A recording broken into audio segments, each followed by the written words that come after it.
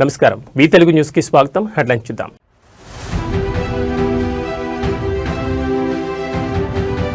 తెలంగాణలో రెండో విడత పంచాయతీ ఎన్నికల పోలింగ్ 3911 సర్పంచ్ 29917 వార్డు స్థానాలకు పోరు.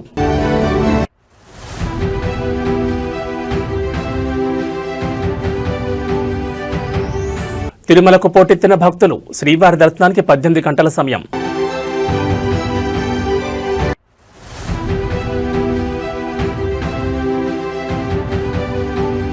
తూర్పుగోదావరి జిల్లాలో పులి సంచారం కలకలం, భీమోలు కొండలపై గాలింపు.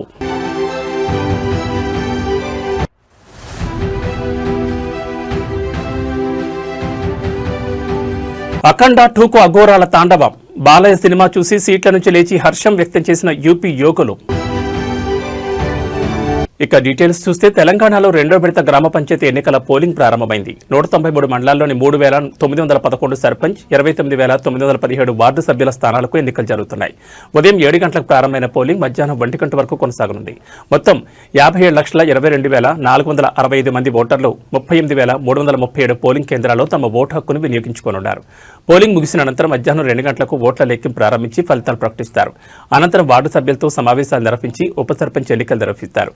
12,782 మంది సర్పంచ్ పదవులకు 71,071 మంది వార్డు సభ్య స్థానాలకు బరిలో నిలిచి తమ అదృష్టాన్ని పరీక్షించుకుంటున్నారు. పలుచోట్ల పోలింగ్ కేంద్రాల వద్ద ఓటర్ల సందడి కనిపిస్తోంది. కాగా ఎన్నికల నిర్వహణకు పకడ్బందీ ఏర్పాట్లు చేసినట్లు రాష్ట్ర ఎన్నికల సంఘం వెల్లడించింది. రెండో దశలో 4,333 గ్రామ పంచాయతీ సర్పంచ్ 38,350 వార్డు సభ్యుల పదవుల ఎన్నికలకు నోటిఫికేషన్ వెలువడింది. వీటిలో 415 గ్రామ సర్పంచ్, 8,307 వార్డు పదవులు ఏకగ్రీవమయ్యాయి. మరో 5 గ్రామాల్లో 108 వార్డులో నామినేషన్ దాఖలు కాలేదు. ఇంకో 2 గ్రామాల్లో 18 వార్డుల్లో ఎన్నికలు నిలిపివేశారు. ఇవి పోను మిగిలిన పంచాయతీల్లో ఎన్నికలు జరగనున్నాయి. 4,593 మంది రిటర్నింగ్ అధికారులు, 30,661 మంది సిబ్బంది ఎన్నికల విధుల్లో పాల్గొనున్నారు. 2,489 మందిని ఎన్నికల సూక్ష్మ పరిశీలకులుగా నియమించారు. 40,626 బ్యాలెట్ పత్రాలను ఎన్నికలకు వినియోగిస్తున్నారు. సమస్యాత్మకంగా గుర్తించిన 3,769 కేంద్రాల్లో పోలింగ్ ప్రక్రియను వెబ్కాస్టింగ్ చేయనున్నారు.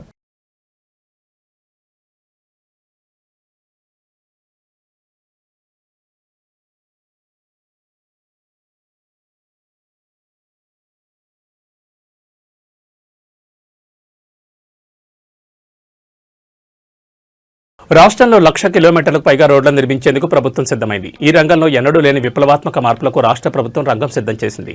దేశంలోనే అగ్రగామి రోడ్డు మౌలిక వసతులను అభివృద్ధి చేస్తూ 2047 నాటికి రాష్ట్రం మొత్తం రోడ్ నెట్వర్క్ను 2.5 రెట్లు పెంచే లక్ష్యంతో సర్కార్ ఒక దీర్ఘకాలిక ట్రాన్స్ఫర్మేటివ్ రోడ్ యాక్షన్ ప్లాన్ విడుదల చేసింది.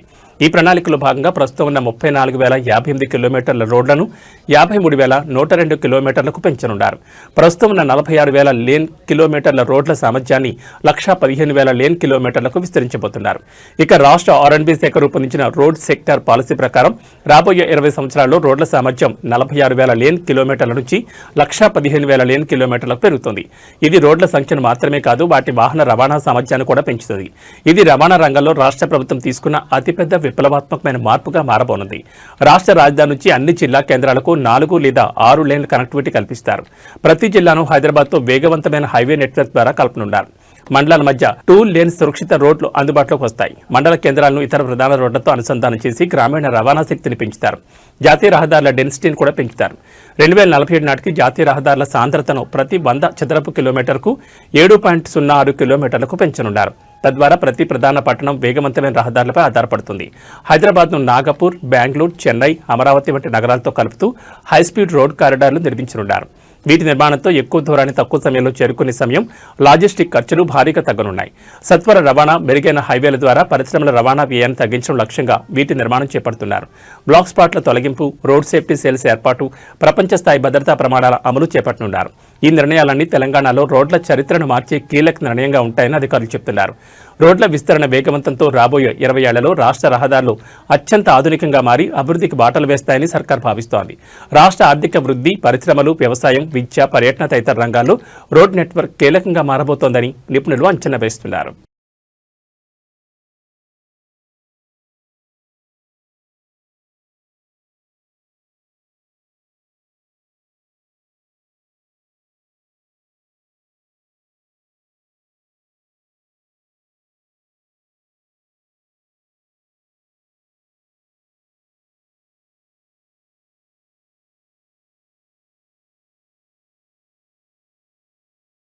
రెండు తెలుగు రాష్ట్రాల్లో చలిపులి పంజా విసురుతోంది. చలి తీవ్రత పెరగడంతో పలు ప్రాంతాల్లో ప్రజలు గజగజ వణికిపోతున్నారు. పల్లెల్లో ఉదయం పొగమంచు కప్పబడి ఉంటోంది. గ్రామాల్లోని ప్రజలు ఇళ్ల నుంచి బయటకు రావడానికి చంకుతున్నారు. సాయంత్రం 5 దాటితే చాలు చలి వణికిస్తోంది. ఈ తరుణంలో రాబోయే 3-4 రోజులు చలి తీవ్రత మరింత పెరిగే అవకాశం ఉన్నట్లు హైదరాబాద్ వాతావరణ కేంద్రం హెచ్చరికలు జారీ చేసింది. గత కొన్ని రోజులుగా తెలంగాణ రాష్ట్రంలో చలి తీవ్రత పెరిగింది. పలు జిల్లాల్లో కనిష్ట ఉష్ణోగ్రతలు సింగిల్ డిజిట్కు పడిపోవడంతో తీవ్రమైన కోల్డ్ వేవ్ పరిస్థితులు నమోదయ్యాయి. తెల్లవారుజామున దట్టమైన పొగమంచు కమ్ముకుంటోంది. ఈ క్రమంలో తెలంగాణలో పలు చోట్ల అక్కడక్కడ కనిష్ట ఉష్ణోగ్రతలు సాధారణం కంటే 3-4 డిగ్రీల వరకు తక్కువగా ఉండే అవకాశం ఉందని వాతావరణ శాఖ తెలిపింది. చలిగాలుల తీవ్రత నేపథ్యంలో వాతావరణ శాఖ ఆదిలాబాద్, మంచిర్యాల, వరంగల్, జనగాం, మెదక్ సహా 10 జిల్లాలకు ఇవాళ ఎల్లో అలర్ట్ జారీ చేసింది. ఈ తీవ్రమైన చలిగాలుల దృష్ట్యా అధికారులు ప్రజలను అప్రమత్తం చేశారు. ప్రజలు వెచ్చని దుస్తులు ధరించి తగిన జాగ్రత్తలు తీసుకోవాలని సూచించారు. చలి తీవ్రత ఎక్కువగా ఉన్న సమయంలో ప్రజలు ఇళ్ల నుంచి బయటకు రావద్దని హెచ్చరించారు.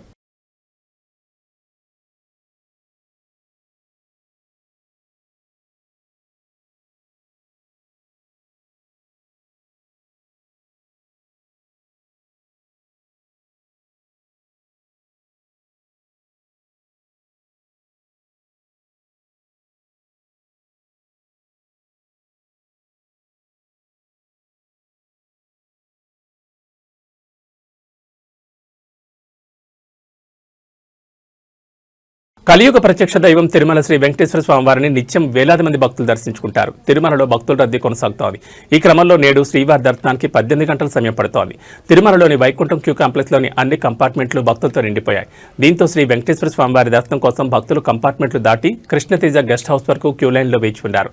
తిరుమల భక్తులు ఎటువంటి ఇబ్బందులు పడకుండా అన్ని చర్యలు తీసుకుంటున్నామని టీటీడీ అధికారులు తెలిపారు. క్యూ లైన్లోని భక్తులకు శ్రీవారి సేవకుల ద్వారా అన్నప్రసాదం, పాలు, త్రాగునీరు అందిస్తున్నారు. నిన్న శ్రీవారిని 80,113 మంది భక్తులు దర్శించుకున్నారు. 31,683 మంది భక్తులు తలనీలాలు సమర్పించుకున్నారు. శ్రీవారి హుండీ ఆదాయం 3.71 కోట్లు వచ్చిందని టీటీడీ అధికారులు తెలిపారు.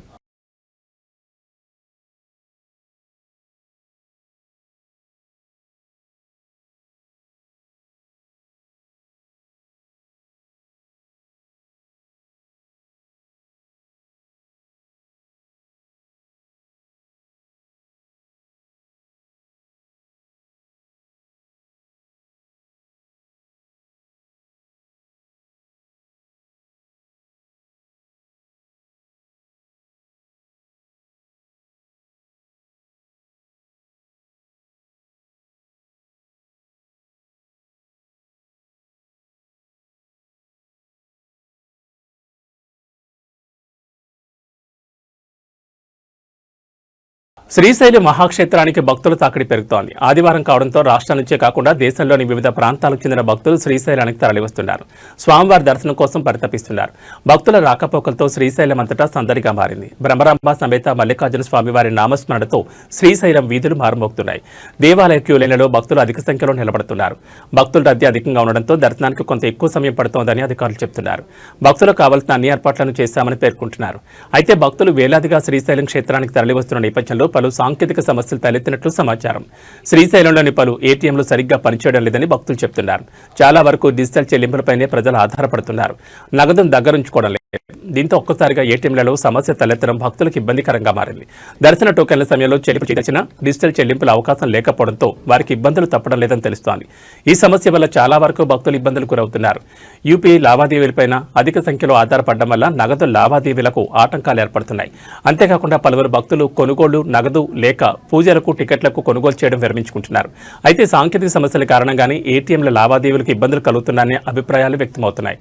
ప్రధానంగా బ్యాంకింగ్ నెట్వర్క్ల సమస్య వల్లనే ఏటీఎంల సేవల్లో అంతరాయం ఏర్పడుతుందని తెలుస్తోంది.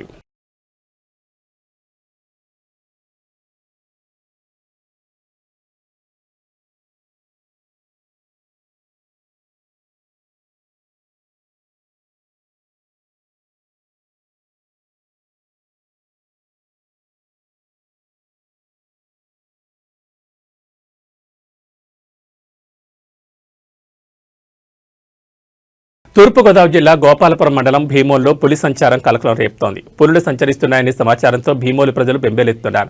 ఓ పులి తన కోన పిల్లలతో భీమోలు పరిధిలోని కొండపై సంచరిస్తున్నట్లు కొందరు స్థానిక రైతులు చెబుతున్నారు.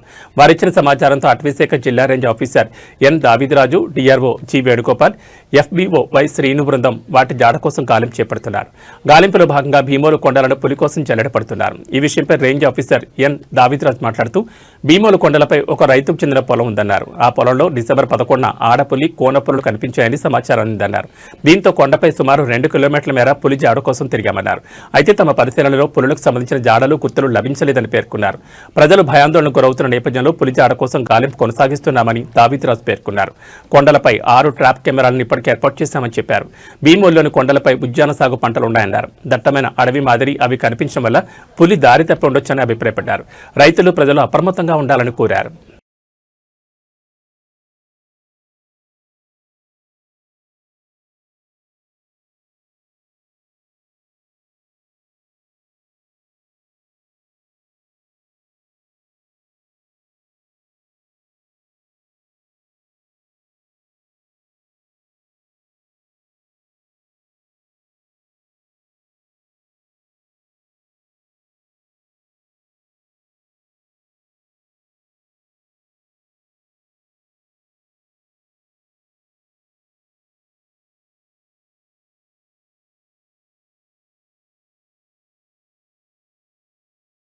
తెలంగాణలో గ్రామ పంచాయతీ ఎన్నికల 2వ విడత పోలింగ్ ముగిసింది. ఇవాళ ఉదయం 7 గంటలకు ప్రారంభమైన పోలింగ్ మధ్యాహ్నం 1 గంటకు ముగిసింది. దీంతో ఓటర్లు ఉదయాన్నే పోలింగ్ కేంద్రాల వద్దకు చేరుకుని వారి ఓటు హక్కును వినియోగించుకున్నారు.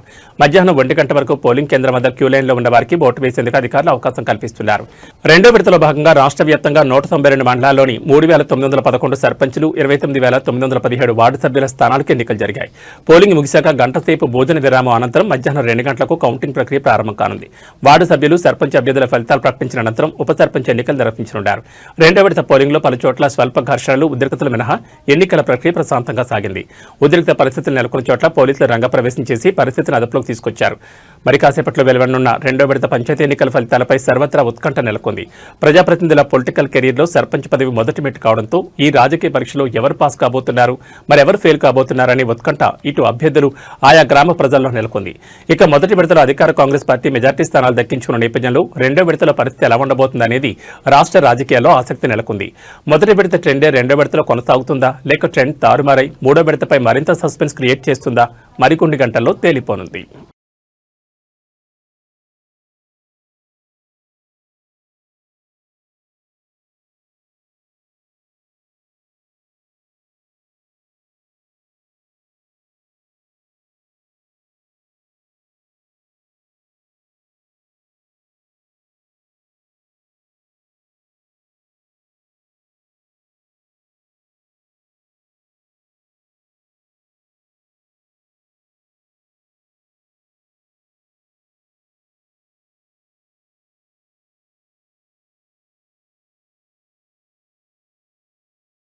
తిరువనంతపురంలో 45 ఏళ్ల పాటు ఉన్న లెఫ్ట్ పాలనను బీజేపీ ముగించింది. ఈ కార్పొరేషన్ గెలుచుకున్న బీజేపీ కేరళ తొలి మహిళా ఐపీఎస్ అధికారి ఆర్ శ్రీలేఖను మేయర్గా నిలబెట్టాలనుకుంటోందని సమాచారం.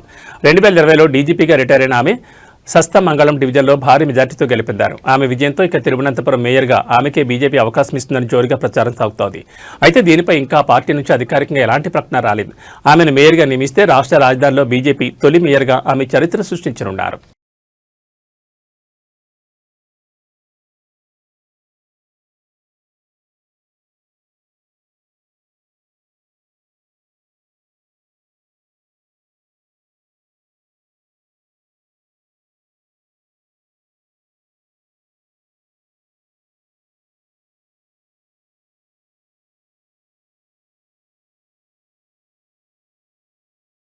సౌత్ ఆఫ్రికా క్వాజులు నటాల్ ప్రావిన్స్లోని నిర్మాణంలో ఉన్న 4 అంతస్తుల న్యూ అహోబిలియం ఆలయం కుప్పగూలింది.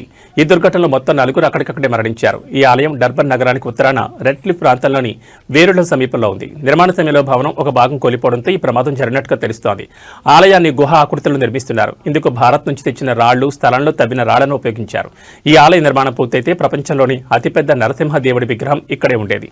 మరణించిన వారిలో భారత సంతతి వ్యక్తి విక్కీ జైరాజ్ పాండే ఉన్నారు.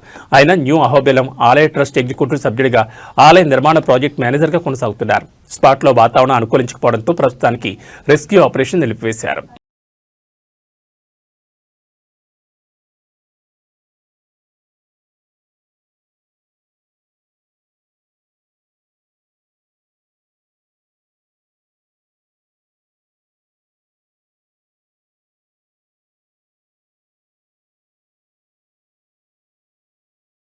ఆఫ్ఘనిస్తాన్ హెల్త్ మినిస్టర్ మాలావి నూర్ చెలాలి వచ్చే వారం భారత్లో పర్యటించనున్నారు. భారత్ ఆఫ్ఘన్ మధ్య వైద్య రంగంలో కూడా సహకారాన్ని బలోపేతం చేసేందుకు ఈ పర్యటన ఉపయోగపడుతుందని అధికార వర్గాలు అంటున్నాయి. డిసెంబర్ 17న ఆయన భారత్కు వచ్చే అవకాశం ఉందని తెలుస్తోంది. గత 3 నెలల్లో తాలిబాన్ మంత్రులు భారత్కు రావడం ఇది 3వసారి. అంతకుముందు ఆఫ్ఘనిస్తాన్ విదేశాంగ శాఖ, వాణిజ్య శాఖ మంత్రులు న్యూఢిల్లీకి వచ్చారు. ఇరు దేశాల మధ్య ఆరోగ్య రంగంలో భాగస్వామ్యం పెరుగుతున్న వేళ ఆఫ్ఘన్ ఆరోగ్య మంత్రి పర్యటన ప్రాధాన్యత సంతరించుకుంది.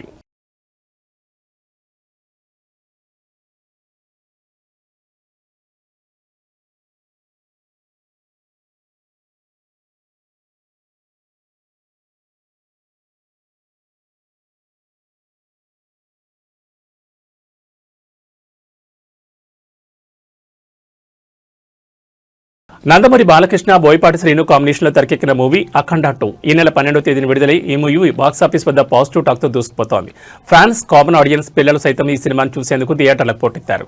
ఈ సినిమాలో సనాతన ధర్మం, గొప్పతనం గురించి వివరించిన తీరు ప్రేక్షకులను ఆకట్టుకుంటోంది. ఈ నేపథ్యంలో సోషల్ మీడియాలో ఓ వీడియో వైరల్గా మారింది. అఘోర వేషధారణలో పలువురు థియేటర్కు వచ్చి అఖండ 2 సినిమా చూసిన వీడియో ప్రజెంట్ నెట్టింట తెగ హల్చల్ చేస్తోంది. మూవీలోని పలు సన్నివేశాలు చూసి తమ సీట్ల నుంచి లేచి మరీ సినిమాను అభినందించారు. యూపీలో వచ్చిన విభూతి కాషాయ యోగులు అఖండ తాండవం చూసి సీట్ల నుంచి లేచి కరతాళ ధ్వనులతో సందడి చేశారు.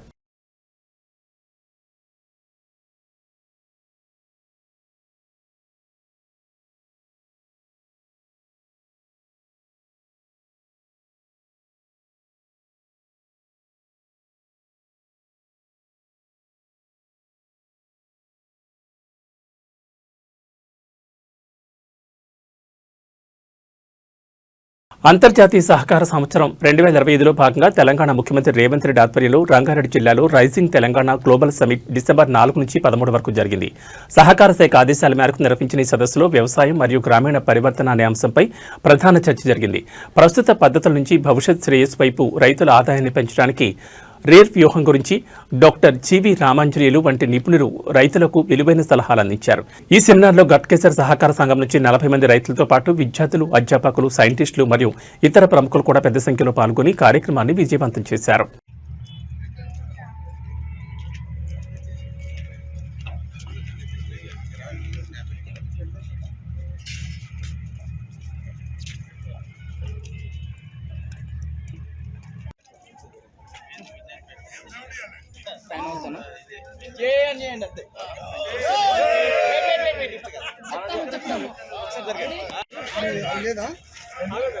ఇది బ్రోచర్ ఉంది కానీ నాకు చాలా ఇవే ఉన్నాయి అన్న, లేవు ఎక్కువ ఈ బ్రోచర్ లేవు. నేను నిన్న